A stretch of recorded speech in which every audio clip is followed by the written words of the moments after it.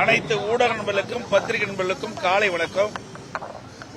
இன்றைய தினம் மாண்புமிகு மேதகு ஆளுநர் அவர்களை நாங்கள் சந்தித்து 2021ஆம் ஆண்டு முதல் திராவிட முன்னேற்ற கழக ஆட்சியில் நடைபெற்ற ஊழல்கள் குறித்து பட்டியலை வழங்கியிருக்கின்றோம்.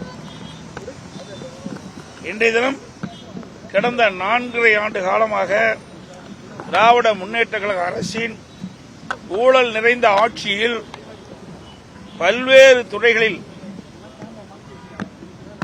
அடிக்கப்பட்ட ஊழலினுடைய விவரங்களை மாண்புமிகு ஆளுநர்களிடம் வழங்கி திமுக அரசு செய்த ஊழல்கள் அனைத்திற்கும் முழுமையான போதிய ஆதாரம் உள்ளதால் முழுமையான விசாரணையை மேற்கொள்ள வேண்டும் என்று வலியுறுத்தியுள்ளோம்.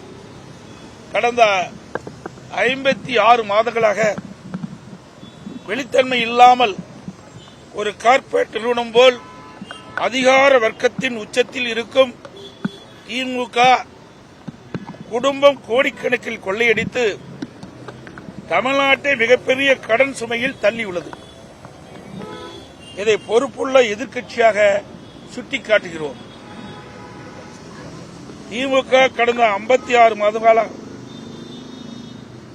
வருடத்திற்கு 1 லட்சம் கடன் வாங்கி தமிழ்நாட்டை மிக கேவலமான வகையில் நிர்வாகம் செய்து ஏற்கனவே இருந்த கடனை விட கூடுதலாக சுமார் 4 லட்சம் கோடி கடனை அதிகரித்துள்ள நிர்வாக திறனற்ற திமுக அரசின் சாதனை. ஆட்சிக்கு வந்த ஒரு வருடத்திலேயே விடியா திமுக அரசு கொள்ளையடித்த எல்லா ஆடியோவிலும் வந்த செய்தி 30,000 கோடி ரூபாயை திரு சபரீசன் அவர்களும் திரு உதயநிதி அவர்களும் என்ன செய்வது என்று தெரியாமல் தவித்து வருவதாக அப்போதைய நிதியமைச்சர் திரு பழனிவேல் தியாகராஜன் அவர்கள் தெரிவித்தது அனைவரும் அறிவீர்கள். ஒரு ஆண்டுக்கே இவ்வளவு என்றால் இந்த 4.5 ஆண்டுகளில் எவ்வளவு கொள்ளையடித்திருப்பார்கள் என்று கணக்கிட்டு பாருங்கள். ஊழல் செய்வதை தவிர இவர்கள் தமிழக மக்களுக்கு எந்த நன்மையும் செய்யவில்லை.